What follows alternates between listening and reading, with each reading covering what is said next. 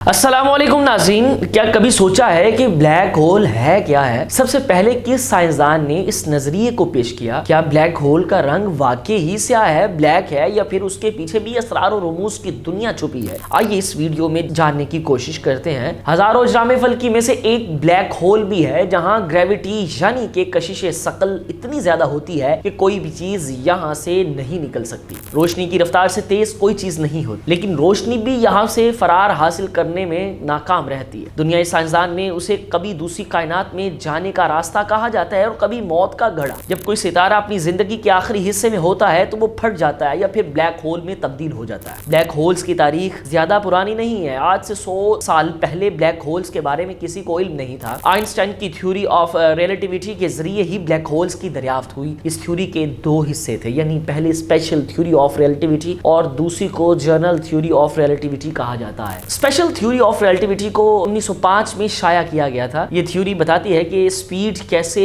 वक्त पर असरअंदाज होती है। मिसाल के तौर पर एक इंसान ऐसी स्पेसशिप में बैठा है जिसकी रफ्तार बहुत ज्यादा है, लेकिन वक्त आहिस्ता आहिस्ता चलेगा। जब कोई स्पेसशिप में बैठा तो उसे महसूस नहीं होगा कि वक्त आहिस्ता आहिस्ता गुजर रहा है, लेकिन जब वापस ये शख्स जमीन पर जाएगा तो उसे पता चलेगा कि वक्त कितना मुख्तलिफ चल रहा था। इस चीज को काइनेमेटिक टाइम डायलेशन कहा जाता है। स्पीड से नहीं, ग्रेविटी से भी टाइम डायलेशन हो सकता है, जैसे आइंस्टाइन ने जनरल थ्योरी ऑफ रिलेटिविटी में बताया था। ये थ्योरी 1915 में शाया हुई थी। इसमें जितना ज्यादा ग्रेविटेशनल फोर्स का तजर्बा करेंगे उतना ही आपके वक्त आहिस्ता हो जाएंगे। इसे ग्रेविटेशनल टाइम डायलेशन कहा जाता है। आइंस्टाइन ने तस्वराती तौर पर इस चीज को स्पेस टाइम फैब्रिक कहा था, जिस पर तमाम प्लेनेटरी ऑब्जेक्ट्स रखे हुए थे। जितने बड़े पैमाने की ये शय है उतना ही ज्यादा वो स्पेस टाइम फैब्रिक को नीचे झुका रही होगी। फिजिकल ऑब्जेक्ट इस तरफ आ रहे होते हैं, बल्कि वक्त की भी डायलेशन होती है। बाकी फॉर्म ऑफ एनर्जी, आवाज, हीट और रोशनी पर भी कशिश शकल का असर होता है। ये एक और नतीजा था जो आइंस्टाइन ने निकाला था कि कशिश शकल से तकरीबन हर चीज पर असर पड़ता है। कशिश शकल की कुव्वत से न सिर्फ फिजिकल ऑब्जेक्ट्स बल्कि आवाज, हीट और रोशनी भी अट्रैक्ट होते हैं। इसका मतलब है कि कायनात में ऐसे भी ऑब्जेक्ट हो सकते हैं जिनमें कशिश शकल की कुव्वत इतनी ज्यादा है कि रोशनी को अपने अंदर पूरी तरह जज़ब कर ले। अगर ऐसी कोई चीज है तो उसका मतलब है वो मुकम्मल तौर पर ब्लैक होगी। हमें दिखाई ही नहीं देंगे क्योंकि रोशनी हमें इनसे बाहर नहीं निकाल पाए। यकीनन यही ब्लैक होल्स होते हैं। जब आइंस्टाइन ने थ्योरी ऑफ रिलेटिविटी बताई, इस वक्त ब्लैक होल्स का तस्वुर नजरियाती था। आइंस्टाइन को पता था कि कशिश शकल रोशनी पर असर अंदाज होते हैं। नजरियाती ऐसी चीजें हो सकती हैं जो रोशनी को जज़ब कर सके, लेकिन आइंस्टाइन नहीं जानता था कि हकीकत में भी ब्लैक होल्स होते हैं। इस दौर में ब्लैक होल्स का लफ्ज भी सामने नहीं आया था। आइंस्टाइन की थ्योरी में अहम नुकता यह भी था कि रोशनी की रफ्तार कशिश शकल के असर को महदूद करती है। थ्योरी ऑफ जनरल रिलेटिविटी पर कुछ मजीद साइंसदानों ने भी काम किया। कई इक्वेशंस थी जैसे इन्होंने हल किया, जिसके बाद इस नजरिए को तकवीयत मिली कि ब्लैक होल्स मौजूद है। 1960 में साइंसदानों और रिसर्चर ने तस्लीम किया कि सिर्फ नजरियाती ही नहीं बल्कि शायद वो हकीकत में भी कभी ब्लैक होल्स को देख पाएंगे, क्योंकि ये चीजें खला में मौजूद होती हैं। 1964 में ब्लैक होल्स लफ्ज को पहली बार एक मैगजीन ने इस्तेमाल किया था। 1967 के बाद माहिर तहकीकात जॉन व्हीलर ने इसे मकबूल बनाया। ब्लैक होल सुनने में बड़ी सनसनीखेज लगता है। सुनकर महसूस होता है शायद स्पेस में कोई होल है, लेकिन ऐसा नहीं होता है। स्पेस में कोई होल नहीं है। ब्लैक होल तारों से बनता है। उनके दरमियान न्यूक्लियर फ्यूजन रिएक्शंस होते हैं। इन रिएक्शन से हीट और रोशनी पैदा होती है। जो हीट पैदा होती है ये बाहर की तरफ एक फोर्स डालती है और सितारों के अंदर एक फोर्स कशिश शकल के बायस आती है, जिसकी वजह से ये सितारा इकट्ठा होकर जिंदा रह रहा होता है। रिएक्शंस कोई फ्यूल हाइड्रोजन या हीलियम की वजह से हो रहा होता है। ये फ्यूल हमेशा नहीं रहेगा, कभी तो खत्म हो जाएगा। कभी फ्यूल खत्म हो जाएगा तो बाहर की तरफ फोर्स नहीं रहेगी। अंदर की जानिब कशिश शकल को काउंटर करने के लिए कोई फोर्स नहीं रहेगा, तो ये सितारा ग्रेविटी में अपने ऊपर ही गिर जाएगा। जितना एक सितारे में मैस था, जब वो कशिश शकल की कुव्वत की वजह से छोटा हो गया तो ये ब्लैक होल्स बन सकता है। ब्लैक होल्स की 3 या 4 कैटेगरीज होती हैं। पहला स्टेलर ब्लैक होल, जो आम तर्ज का ब्लैक होल है। ये ब्लैक होल सितारों से पैदा होता है। साइंसदानों के मुताबिक कहकशां में कम से कम 10 मिलियन से लेकर 1 बिलियन तक ऐसे ब्लैक होल्स होते हैं। इसके अलावा पैरामोर्डियल ब्लैक होल्स होते हैं। ये ब्लैक होल्स एक एटम की तरह छोटे होते हैं। ये ब्लैक होल्स फर्जी होते हैं। तीसरी type super massive black holes है। ये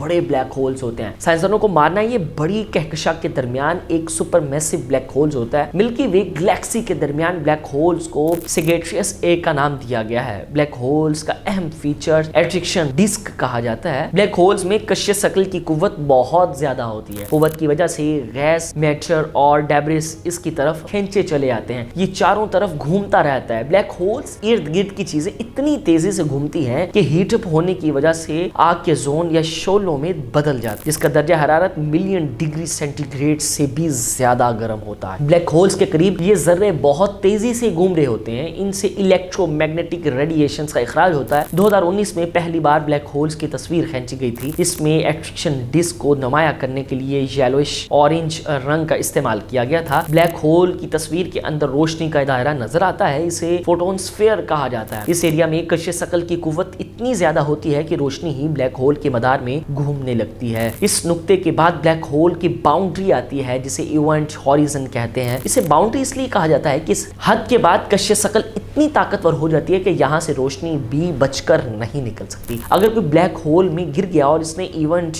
हॉरिजन को अबूर कर लिया और थियोरेटिकली देखा जाए तो इंसान के बच निकलने का कोई इम्कान नहीं है। जिस ब्लैक होल से रोशनी नहीं बचकर निकल सकती तो इंसान यहाँ से कैसे फरार हो सकता है। स्टीफन हॉकिंग, जिन्हें आइंस्टाइन के बाद गुज़िश्ता सदी का दूसरा बड़ा साइंसदान करार दिया जाता है, इस मशहूर साइंसदान ने भी ब्लैक होल्स के बारे में अपनी नजरियात पेश की और कई किताबें भी लिखी, जिन्हें दुनिया भर में पजीराई मिली। 2015 में स्टीफन हॉकिंग ने ब्लैक होल्स के बारे में अपना नजरिया पेश किया। इसमें उन्होंने कहा था कि ब्लैक होल से मालूमात बाहर निकल सकती हैं। ब्लैक होल में फंसने के बाद भी वहां से निकला जा सकता है। इससे कबल उनका नजरिया था कि ग्रेविटेशनल फोर्स की वजह से अगर कोई शय ब्लैक होल में चली जाए तो वो वहां से वापस नहीं आ सकती।